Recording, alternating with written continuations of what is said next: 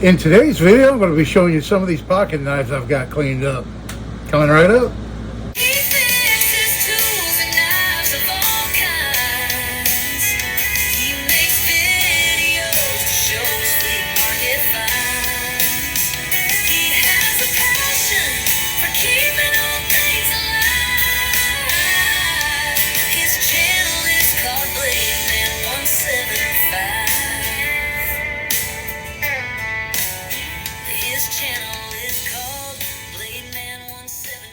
Hello everybody, and thanks for coming back for another video. This is Dave, your host, and I'm glad you're with me. I'm out here in the shop today working on pocket knives.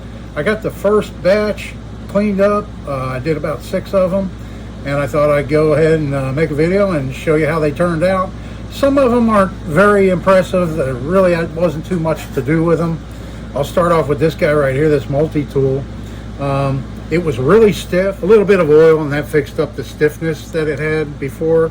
Now it opens fairly easily, but it did have a bent blade.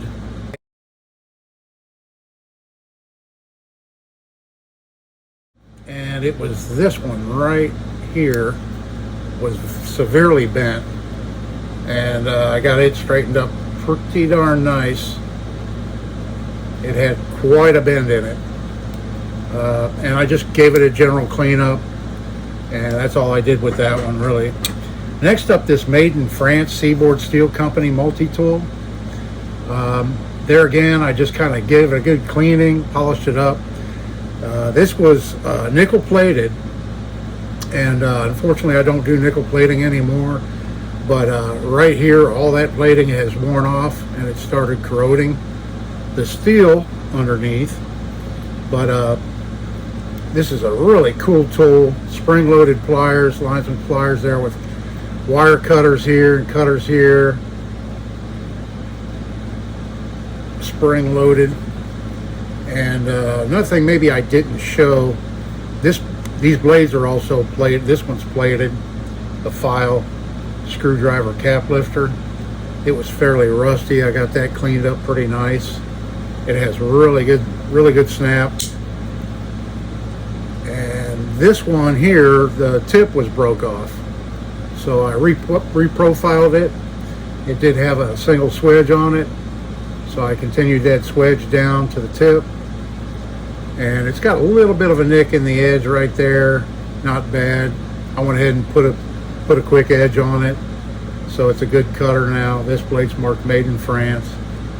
Like I said earlier, a number of companies made these over in France, and they just marked them all the same with the Seaboard Steel Company.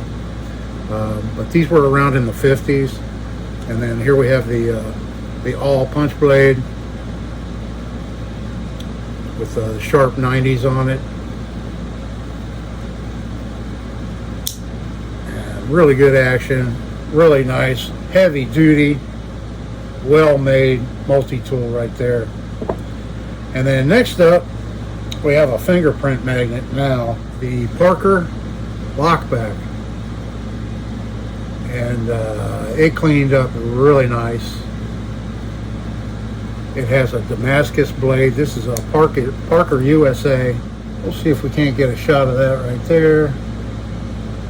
Parker USA.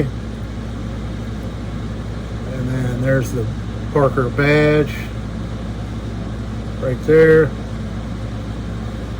And I sharpened this one up too. It's got a nice edge on it now. Gave it a little bit of cleaning down inside,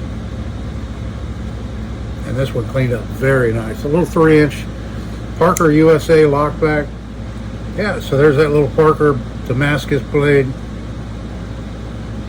lockback, cleaned up very nice. Next up, we have the George Schrade hunting and fishing knife, and I just gave this one a good cleaning and some polishing.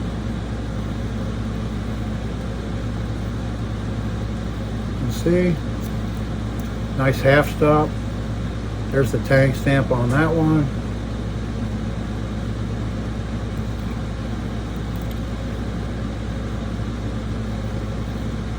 A little bit of pitting in the blade on this side right here towards the tip.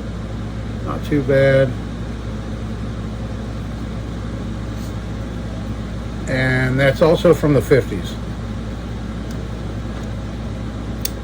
So yeah, I just kind of polished it up a little bit, left a lot of the scratches in it. I didn't want to do anything to hurt the stamping. On there you can see, just gave it a good overall cleanup. Next up, I'm going to show you a before picture on this one. And this is the Boker USA penknife. And I didn't even notice the liners before that have that like file work on the liners. Pretty cool. Very well made penknife. I'll show you the blades. It has a really good action. There's the pen blade. Really good shape.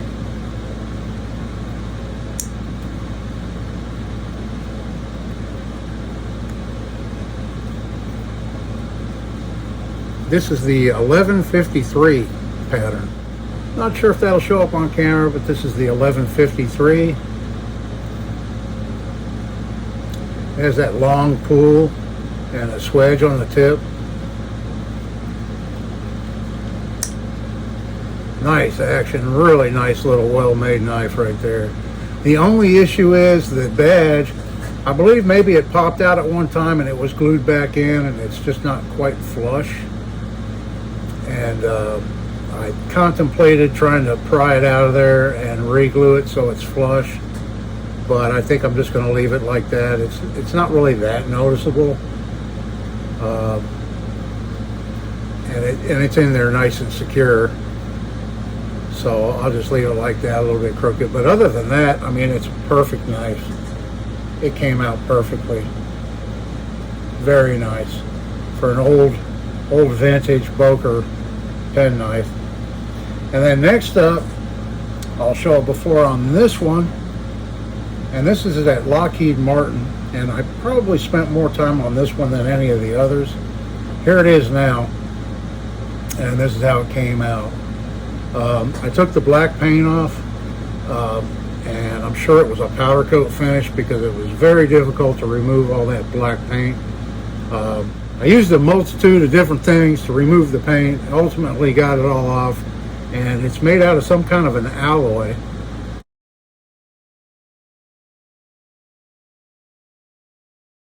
And we had an issue with this knife originally in that it opens very easily now and locks up very well. Opens easily, locks up very well. The liner lock here had a lot of play in it. It wasn't tight, and part of the reason was it mounts down here on this bolt, and the original bolt that it had in it was very small, and it just wasn't a really good piece of hardware to be holding that spring and holding the body of the knife together. So I drilled it and tapped it for a 440 bolt, and there you can see the other end of it. And I put a stainless steel 440 bolt, counterbored it for the head, and I put it in there with some blue Loctite. So it's not permanent Loctite, but I put Loctite here on this Chicago style pivot bolt, and on here, and then also on the bolts for the pocket clip. They have a Loctite thread locker on those also. But yeah, it's a pretty cool knife. It's Lockheed Martin in here in these stainless steel inserts, and we got it functioning very well now, and looking a lot better, I think. So there's that one. And then I have this one next to work on, and this will be the last one out of that batch, I believe. And this is an old Cutmaster. It's a vintage Cutmaster with actual genuine mother of pearl handle scales that you can see are chipped and cracked. This side not so bad. We got a little damage here on this end here, but we're missing a piece over here. It has nickel bolsters. The blades are in really good shape. They just need a good cleaning. But it's an old vintage Cutmaster, and it's a double-ended spring. It has a single spring with two blades. This blade here needs quite a bit more cleanup, but it'll clean up very nice. So what I'm going to do with this knife here, it's going to take me a little bit more time, so I'm not going to get started on it today. I might start on this one tomorrow. But I have this old piece here of pearlite, and it's a simulated mother of pearl material that I've had for years. I had a few of these, and this is the last block of it I have. So I believe I'm going to use this and make some new handle scales for this little knife. If you look, let me open this blade so you can see. If you look, it really needs to be taken apart, repinned anyway. You can see the gaps here. This blade is very loose, see? So it needs to be repinned anyway, in addition to the handle scales. So I'll completely disassemble this knife and we can address that. Actually, both ends are loose. This end here, you can really see it. You can really see the damage there where it's coming apart. So we'll go ahead and get this apart, make some new handle scales, and get it back together. And I'll show that. A little bit of rust down inside. And I will show that in an upcoming video. So come on back for that one. Let me know what you think of these knives. I appreciate it. Leave me a comment. I love hearing from everybody. I hope you're all having a great day. This is Dave. See you in the next one.